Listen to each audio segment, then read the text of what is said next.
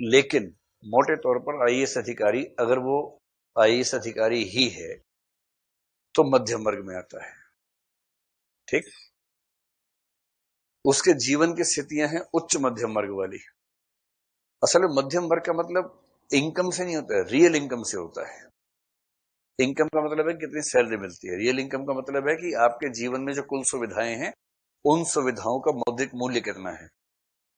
तो आईएएस बन के ये मत सोचना कि यार हमें तो 70,000 ही मिल रहा है, 80,000 ही मिल रहा है, जबकि हमारे साथ में एक व्यक्ति था, वो चला गया था मल्टीनेशनल में, उसको 2 लाख मिलता है। ये सब मत सोचिएगा, क्योंकि आईएएस बनने के बाद जब बनेंगे कलेक्टर ना, तो जो बंगला मिलेगा 2.5 एकड़ का, 3 एकड़ का, बंगले के अंदर सैर करने का ट्रैक होता है, जंगल के बीच से निकलता है वो जंगल बंगले में होता है। देखा है ना किसी आईएएस आईपीएस से बंगला देखिए, छोटे शहर वाला, मतलब 9-9 एकड़ तक के बंगले हैं, पुराने जमाने वाले जो अंग्रेजों के जमाने के हैं।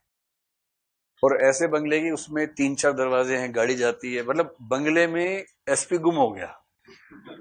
उस समय लोग ढूंढ रहे हैं कि बंगले में ही है, बंगले में नहीं मिल रहा है। और फिर जंगल में जाके देखा एक जगह पर बैठा हुआ है, तपस्या टाइप कुछ कर रहा है, और उसके बाद फिर उसको वहां से लाया वापस। पूरी टीम लगानी पड़ जाती है। तो जो बंगला आपको मिलेगा आईएएस आईपीएस बनने के बाद, मतलब जब आप डीएम या एसपी हो, उस समय सीनियर होंगे तब नहीं मिलेगा, तब तो बड़े शहर में रहेंगे, वहां तो फ्लैट ही मिलेगा।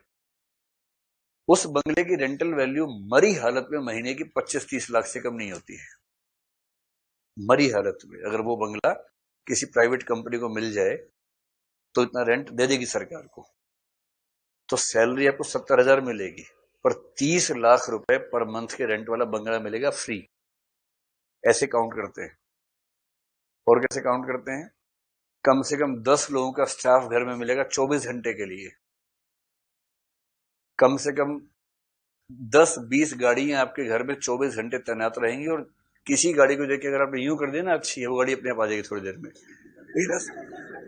पर ऐसा करना मत, उससे आपकी छवि खराब हो जाएगी, ऐसा कीजिएगा मत।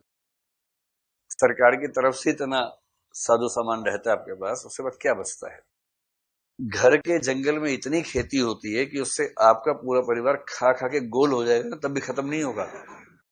खत्म नहीं होगा उसके बाद भी। उसके साथ साथ आप कम से कम 20-25 परिवारों को खिला सकते हैं, उनका एक पैसा खर्च ना हो, इतना खिला सकते हैं उनको।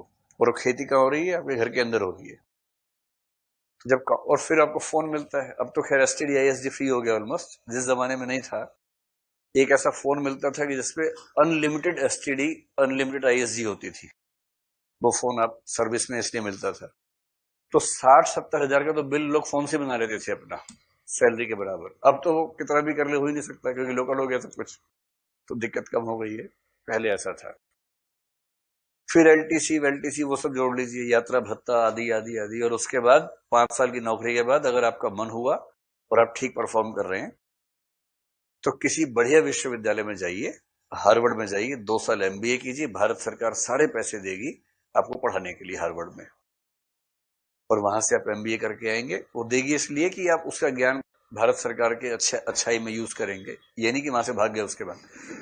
वो सरकार बॉन्ड भरवाती है, तब वो हेल्प करती है। ऐसे नहीं करती कि जाओ, जा बेटा जा सिमरन जा, ऐसे नहीं होता है। उसके बदले इस भाव से कि आप सीख के आएंगे तो सरकार को और अच्छा बनाएंगे।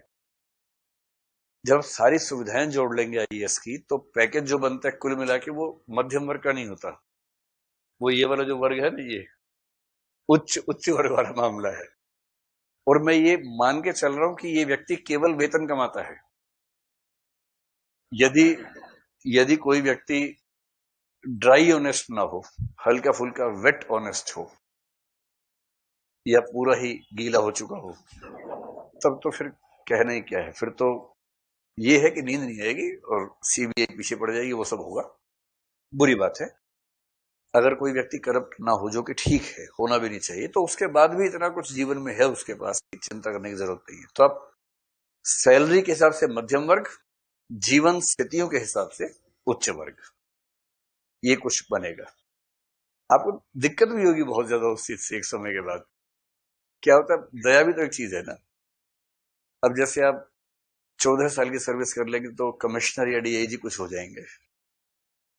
तो उसमें क्या होता है कि इतना साजो सामान होता है, आदमी चिढ़ जाता है उससे, खुद ही चिड़ जाता है। अब मैं बीच से बोलता हूँ ना, मेरा एक दोस्त है, वो है, तो आपको लगता है वो बहुत छोड़ू किस्म का आदमी है, इतना छोड़ता रहता है, उसका दोस्त है, उसका दोस्त है, पर मैं क्या करूँ, अब मेरे बैचमेट्स बेचारे भाई हुआ, तो क्या करूँ। तो एक व्यक्ति है जो फिल्म बनाना चाह रहा है, डीआईजी रैंक पे भी है, उसको फिल्म बनाने का बड़ा सपना है, शौक है। हम लोग मतलब रूममेट्स रहे हॉस्टल में, तो कुछ दिन पहले उसने एक दृश्य का वर्णन किया बड़ा अच्छा। उसने कहा कि डीआईजी बनने के बाद काम तो रहता नहीं, बेरोजगार हो जाते हैं। इस समय उसके पास 9 जिले हैं लगभग, मतलब 5 तो अपने हैं, 4 एडिशन मिले हुए, मतलब कोई काम धाम नहीं है। सिर्फ इतना है कि 9 जिलों में बीच बीच में दिखते रहना है, कभी यहाँ चले गए, कभी वहां चले गए, कभी इसको बुलाया एसपी को, उस एसपी को बुलाया, मीटिंग कर ली, ये सब होता है।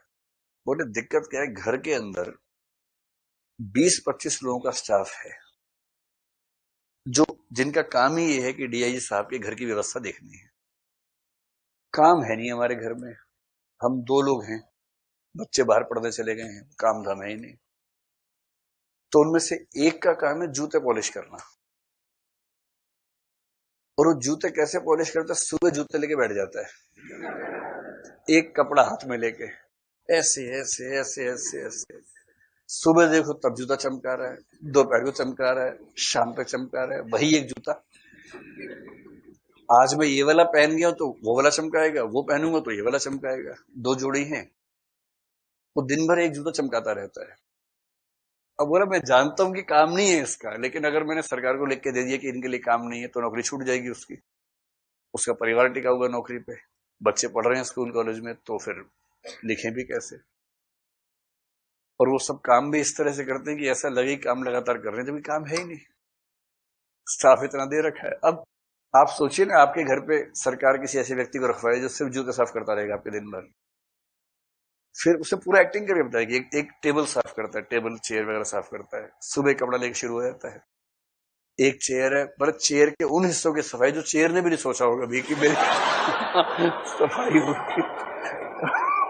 कहां कहां जाके सफाई करता है चेयर में, सिर्फ इसलिए कि उसको ये डर है कि अगर मैंने कहा कि काम नहीं है तो नौकरी छूट जाएगी। तो आपकी जिंदगी समझ में, आपके आसपास ऐसे बहुत सारे पीस रहने वाले आगे चलकर जो ये सब करेंगे। तो इसको उच्च वर्ग से नीचे मत मानिए, जिंदगी में सुविधाएं इतनी सारी हैं कि वो उच्च वर्ग का ही मामला बनता है।